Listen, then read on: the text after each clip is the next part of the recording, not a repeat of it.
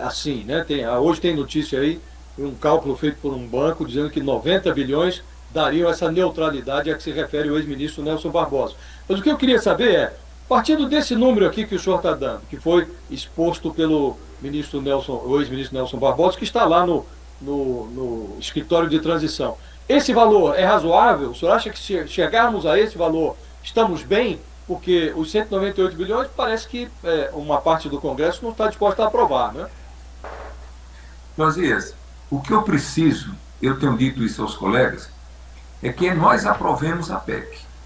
Sem a PEC, nós não temos como fechar o orçamento do próximo ano. Tem o ideal e tem o possível. Né? Então, o possível vai ficar entre a PEC do Tasso Gereissati, que são 80 bilhões, e a proposta da equipe de transição, que são 175 bilhões. Nós estamos em intensas negociações aqui no Congresso Nacional e na hora que nós chegarmos a um número, a gente coloca para votar.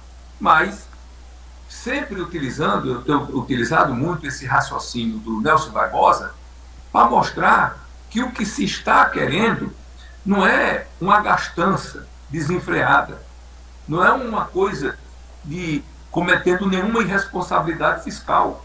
A proposta dele é o que já está sendo executado no Brasil.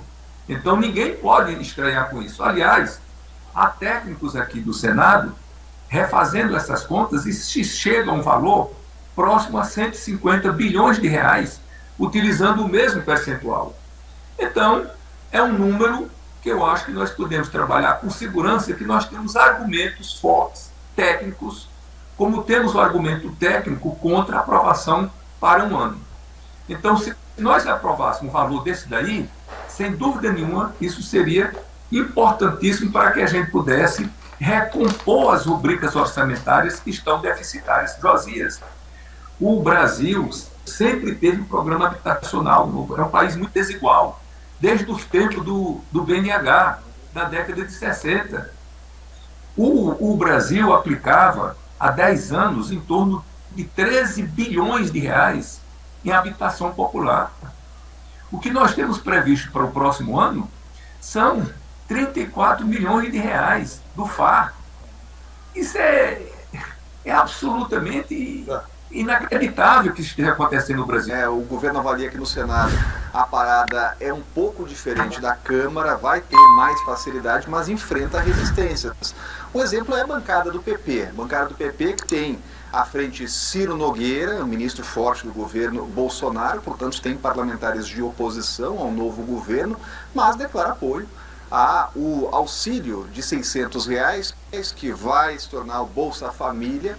Também apoio ao reajuste do salário mínimo acima da inflação e aceita discutir o bônus de R$ 150 para as famílias que recebem lá o Auxílio Brasil, o Bolsa Família e têm filhos com até 6 anos de idade. Então, pontos de convergência entre o novo governo e uma bancada que é liderada por um parlamentar que a gente sabe que é de oposição ao novo governo, mas tem ali senadores mais, de alguma forma, ali mais simpáticos também, né? Tem divergências internas. De qualquer forma, o que é significativo aí nesse apontamento do PP, Felipe, é a questão do prazo, que a gente vem alertando aqui há alguns dias, que esse é o ponto que enfrenta mais resistências. O que o PP está dizendo? Olha, contem com a gente apoia os R$ 600, apoia reajuste do salário mínimo, aceita discutir lá R$ 150 de bônus para famílias, só que isso só durante um ano, né? Não contem com a gente para os 4 anos que a PEC está colocando lá, ou seja, para liberar durante todo o governo.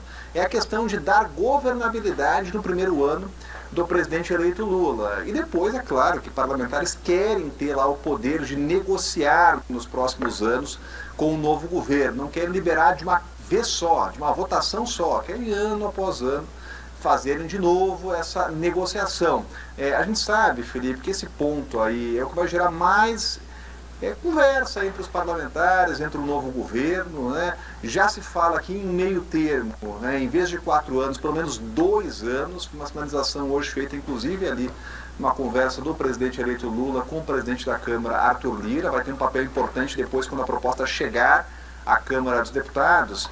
E o que ele deixou claro nesse encontro é que, olha, há tempo hábil, né? Há tempo hábil para fazer avançar essa matéria, né? Se tiver acordo, obviamente, Felipe, tem tempo aí e de sobra para votar, né? A grande questão é conseguir esses pontos aí de consenso.